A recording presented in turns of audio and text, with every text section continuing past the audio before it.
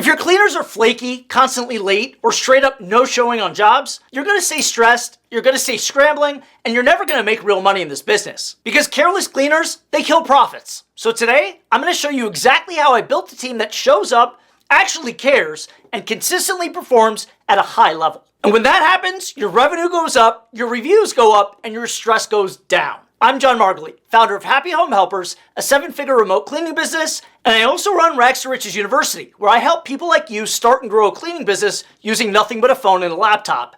If you're new to my channel, I always bring receipts. Here's my 1099 income statement from last year in 2025. My cleaning business did over $1.5 million. I'm also a special consultant for Jobber, the leading software for home service businesses. I was featured several times on their podcast, and I was a keynote speaker at the Jobber Summit. Now, to be clear, I don't clean houses, I build systems. And here's what I had to do to learn the hard way. I used to think I just needed better cleaners. At least that was the story I told myself. Hire the right people, or better people, and this will fix itself. So I'd hire someone new, and they seemed great, confident, friendly, experienced, but within a few weeks, corners were getting cut, dust was still left on the windsills, hair still in the shower. And pictures? Maybe 5 if I was lucky, sometimes 0. And that's when the real damage starts, because one missed detail doesn't stay in that house. It goes online. A 1-star review sits on Google forever, one unhappy customer tells their friends, one complaint turns into a refund. Or worse, you're sending another cleaner back to redo the whole job. Now you're paying twice and only getting paid once. And back then, I had days of real despair. I felt like I was trapped. And every time I fixed one problem, another one popped up. But here's the truth I had to face. I didn't have a cleaner problem. I had a leadership problem. I failed to set the right expectations. I failed to set the right standards. I failed to make the mission clear. And because of that, they treated it like a gig. So I got gig level work. Weak leadership creates weak culture. Weak culture creates careless work. Careless work creates bad reviews, and bad reviews make you want to quit. So I hit a point where I had 2 choices. I either blame the cleaners or look in the mirror. And blaming felt a lot easier, but it didn't solve anything. Because every new hire followed the same pattern. Strong start, slow decline, frustration. The pattern wasn't them, it was me. And that realization hurt. And it was also what changed everything. So here's exactly what I changed in 4 steps. And real quick, before I get into the first step, if you want my help starting or growing a cleaning business, go to johnmargalit.com for more info. And be sure to check out the notes in the description for valuable free resources. I always leave goodies in there for you. On to step 1, lead with welcome, not rules. I used to think leadership meant laying down the law. Be strict, be firm, make the consequences clear. But here's the difference most owners miss. Setting expectations and laying down rules are not the same thing. Rules sound like this. Don't be late, don't mess up, don't do this. But expectations say, this is what excellence looks like. This is how we win. One creates fear, the other one creates direction. And here's something you need to understand. When a new cleaner talks to you for the first time, they're not just listening, they're deciding. They're asking themselves, can I see myself working here? Will I make enough money? Is this organized? Is this even going to be worth my time? And if the first thing they feel is pressure or threats or an iron fist tone, they shut down. Maybe not on the outside, but definitely on the inside. And once that happens, no rule is going to inspire them to care. And I realized I needed cleaners who aimed to wow the customer, not cleaners who barely avoided disaster. So I changed the energy completely. Instead of leading with, here's what gets you fired, I started leading with, here's how you win here. Here's how you make more money. Here's how you grow. This first stage isn't about control, it's about welcome. Give people a real reason to stay, and then your standards will actually stick. And I want to show you what this actually looks like in practice, because most cleaners wing their first conversations. They talk about the pay, they mention the checklist, and then they send the cleaner on their way. That's a missed opportunity. So here's how my onboarding conversation goes. I start by telling them about the company, not the rules, the mission. I say something like, we're not your average cleaning company. Our standard is wow. Every client we serve should feel like they got more than they expected. That's what separates us, and that's what keeps clients coming back, which means more hours and more income for you. Then I start to talk about what support looks like on my end, and here's exactly what I say. My job is to make it easy for you to succeed. You'll always know what the job requires before you walk in. You'll have a clear checklist, and if you ever have a question in the field, you can reach us at all times immediately. You're never out there alone. Then I lay out what I need from them, and this is what I say. In return, I need you to show up prepared, Follow those checklists, take great photos, and aim to wow every customer every single time.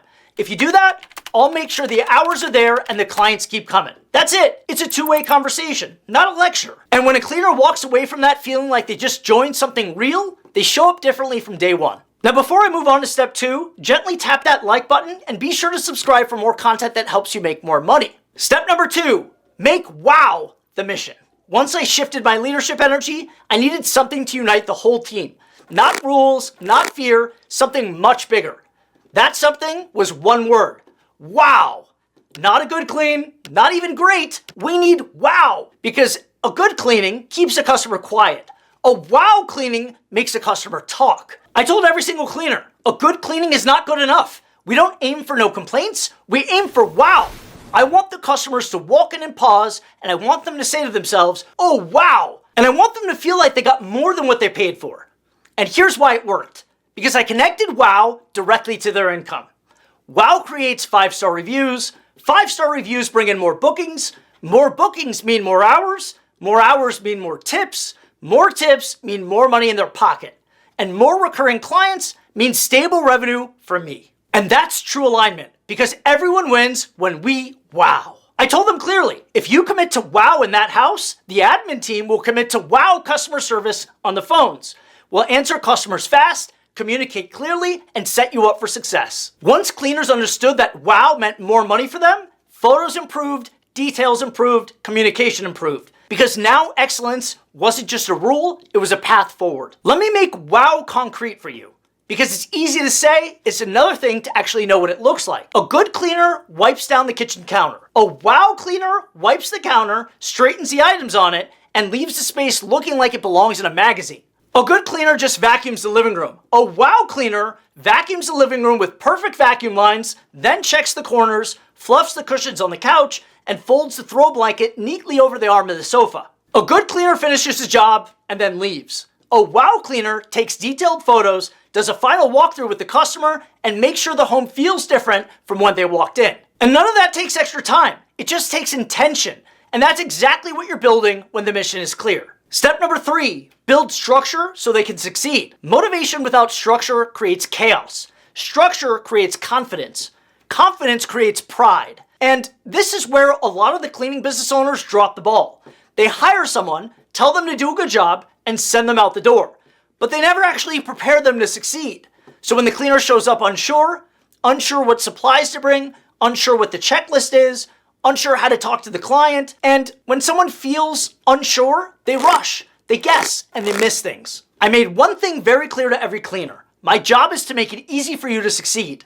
That means I own 3 things. The first one is preparation. You show up with the right supplies, the right equipment, the right products. If you're ready, the job gets easier. Second is clarity.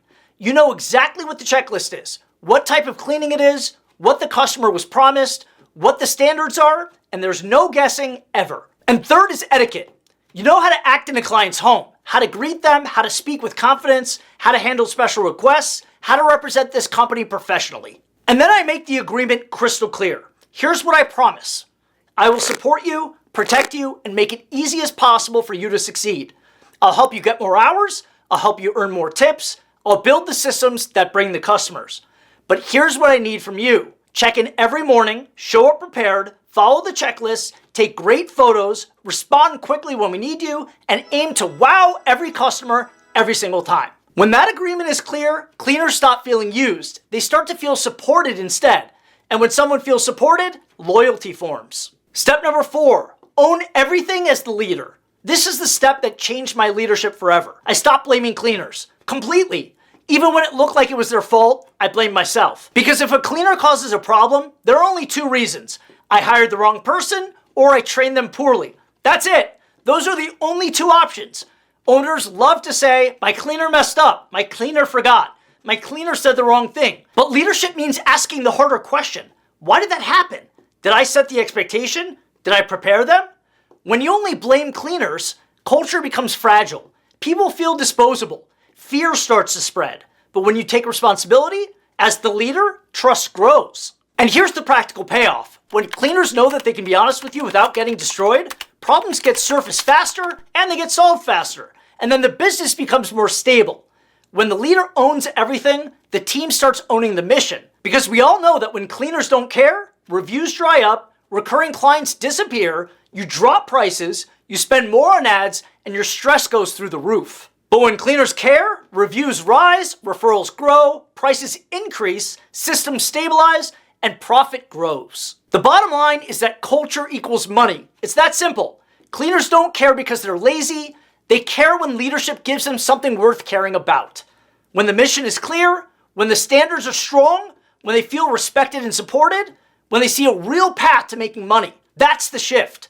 Leadership creates clarity, clarity creates confidence, confidence creates pride, pride creates wow, wow creates reviews, reviews create revenue, revenue creates freedom. So if your cleaners don't care today, don't start by blaming them. Start by asking a better question. What kind of leadership would make someone proud to work here? Build that environment, and your team won't just show up, they'll protect the mission, and when your team protects the mission, everything changes. Because care, it isn't hired, it's built. For more resources on how to find out how I can help you start or grow your cleaning business, visit johnmargalit.com. I'll see you in the next one.